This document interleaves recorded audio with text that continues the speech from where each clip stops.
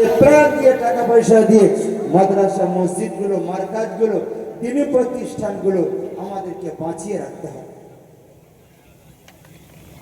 আমার ঘরের সন্তান তারা হাফেজে কোরআন হচ্ছে, আমাদের ঘরের ছেলেরা আলেমে দ্বীন হচ্ছে, আমাদের ঘরের মেয়েরা হাফেজা কোরআন হচ্ছে, আমাদের ঘরের মেয়েরা তারা আলেমা হচ্ছে।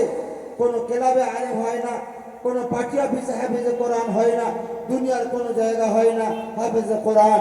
আলেমা হওয়ার জন্য এমন মাদ্রাসার প্রয়োজন, হাফেজে কোরআন হওয়ার জন্য, দিনের দায়ী হওয়ার জন্য এমন 16 বিঘা আবু জাফর সিদ্দিকিয়া কোরআনিয়া মাদ্রাসার প্রয়োজন।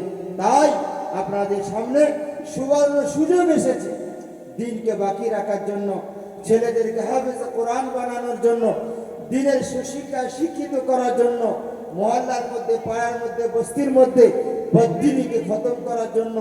মদ, জুয়া, আড্ডা, তাস, লটারি, পাতা, গাঁজা, যত রকমের খারাপ রাস্তা আছে সমস্ত খারাপ রাস্তাগুলোকে নিজেদের ছেলেদেরকে মানুষের মতো মানুষ করার জন্য, নিজেদের মেয়েদেরকে মানুষের মতো মানুষ করার জন্য, নিজেদের বিবিদেরকেও মানুষের মতো মানুষ করার জন্য আল্লাহ পাক একটা সুবর্ণ সুযোগ করে দিয়েছে।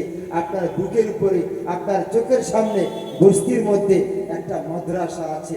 এই মাদ্রাসা থাকার পরে আপনার ঘরের সন্তানটা যদি সুশিক্ষায় শিক্ষিত না হতে পারে, আপনার ঘরের মেয়েটা যদি সুশিক্ষায় শিক্ষিত না হতে পারে, আপনি যদি মদের লাইন থেকে সরে আসতে না পারেন, জুয়োর লাইন থেকে সরে আসতে না পারেন, লটারির টিকিট কাটা থেকে সরে আসতে না পারেন, গাঁজা খাওয়া থেকে সরে আসতে না পারেন, পাতা খাওয়ার, পাতা বিক্রি করা থেকে যদি আপনি বেঁচে থাকতে না পারেন, আল্লাহর কসম আল্লাহর কাছে আপনি কিন্তু দাগি আসামি হয়ে যাবেন। আল্লাহ জিজ্ঞাসা করবে, বান্দা তোমার কামিয়াবির জন্য তোমার মহল্লার মধ্যে একটা মাদ্রাসা ছিল, মাদ্রাসা থাকার পরেও তুমি কিভাবে আমার দিনকে অমান্য করলে? তুমি কিভাবে মাদ্রাসার বাইরে ছিলে? তুমি কিভাবে মসজিদের বাইরে ছিলে? বল বান্দা, তুমি বলো।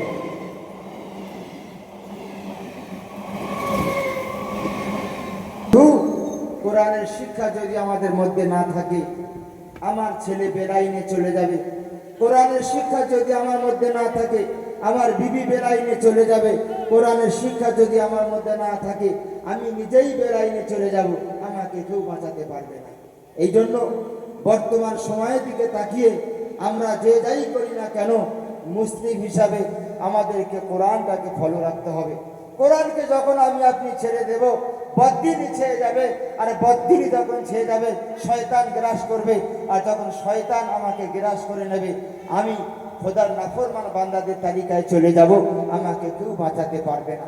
এই জন্য আমি আপনাদের ঘরের সন্তান হিসাবে বড় জোরে আবেদন করে যাই, আল্লাহ সুবর্ণ সুযোগ করে দিয়েছে কোরআনের শিক্ষা দেওয়ার জন্য, কোরআনের বাতি জ্বালিয়ে রাখার জন্য, কোরআনের হাফেজে কোরআন তৈরি করার জন্য, দিনী প্রতিষ্ঠান মাদ্রাসা বাকি রাখার জন্য, মাদ্রাসার শিক্ষার অগ্রগতিকে আগামী দিনে টিকিয়ে রাখার জন্য, দুর্বার গতিতে ছুটিয়ে নেওয়ার জন্য আপনাদের বুকের উপরে দিনী প্রতিষ্ঠান আবু জাফর সিদ্দিকিয়া কোরআনিয়া মাদ্রাসা, এই মাদ্রাসার শিক্ষাকে, মাদ্রাসা প্রতিষ্ঠানকে, মাদ্রাসার ছাত্রদেরকে, মাদ্রাসার ওস্তাদকে, মাদ্রাসার কমিটিদেরকে, যারা মাদ্রাসা দেখভাল করে, কোরআনের শিক্ষাকে যারা আগামী দিনে বিশ্বের বুকে ছড়িয়ে দেওয়ার জন্য, প্রজ্বলিত আগুনকে যারা জ্বালিয়ে রাখার জন্য, যারা মাদ্রাসার জন্য খেদমত করছে, দান খয়রাত করছে, সাহায্য সহযোগিতা করছে, মাদ্রাসার প্রতি লক্ষ্য নজর রাখছে, আমরা সবাই তাদের পাশে থাকবো ইনশাআল্লাহ।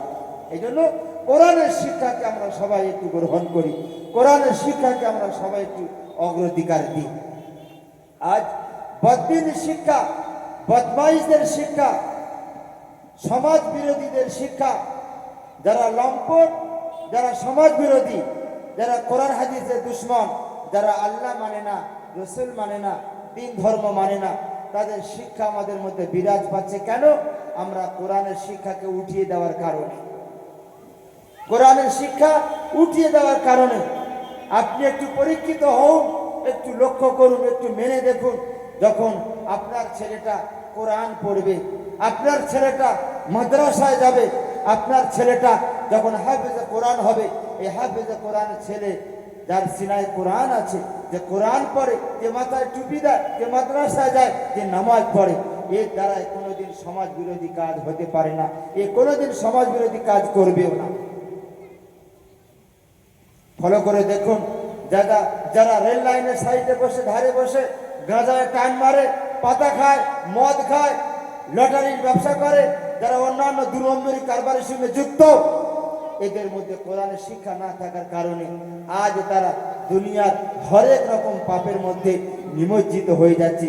তাদেরকে বাঁচিয়ে নেওয়ার জন্য, তাদেরকে বাঁচানোর জন্য, তাদেরকে সহি পথে আনার জন্য এমন দিনী প্রতিষ্ঠান মাদ্রাসার প্রয়োজন। আপনাদের চোখের সামনে জল জ্যান্ত মাদ্রাসা আবু জাফর সিদ্দিকিয়া কোরআনিয়া মাদ্রাসা, এই মাদ্রাসার প্রতি আমরা সবাই লক্ষ্য নজর রাখবো।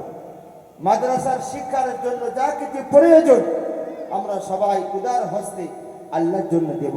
আল্লাহর কসম, আপনাদের নাজাতের জন্য, আপনাদের চলে যাওয়া বাপ মায়ের নাজাতের জন্য, আপনাদের কবরের আগুন থেকে বাঁচার জন্য, মহল্লার মধ্যে বস্তির মধ্যে আল্লাহর রহমতকে ফিরিয়ে আনার জন্য আপনাদের সামনে একটা সুবর্ণ সুযোগ আল্লাহ করে দিয়েছেন।